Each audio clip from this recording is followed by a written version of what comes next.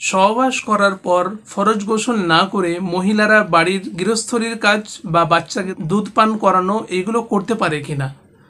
তারা গোসল করার পূর্বে কয়েকটা কাজ একদমই করতে পারবে না। তার মধ্যে হলো নামাজ পড়া, মসজিদে প্রবেশ করা, কোরআন পড়া এবং স্পর্শ করা, আর তওয়াফে জিয়ারত করা।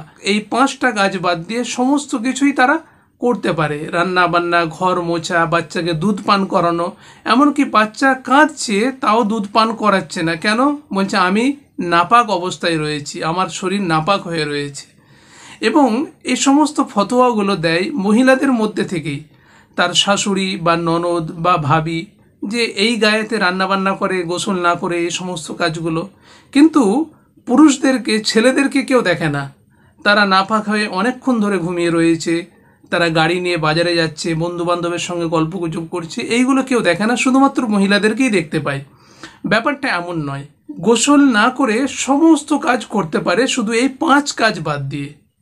কিন্তু গোসল করা সম্ভব না হলে পরে গোসল করলে তার আগে অন্তত লিঙ্গটা ধুয়ে নিয়ে অজু করে সমস্ত কাজ তারা করতে পারে, কোনো সমস্যা হবে না।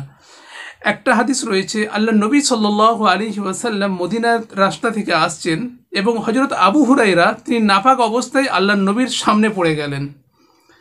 যখনই পড়ে গেলেন, হযরত আবু হুরায়রা নিজেকে আড়াল করার চেষ্টা করলেন এবং আড়াল হয়ে গেলেন। তারপর তিনি আল্লাহ নবীর দরবারে আসলেন। আল্লাহ নবী বললেন, আইনা কুনতা ইয়া আবা হুরায়রাতা, আবু হুরায়রা তুমি কোথায় ছিলে?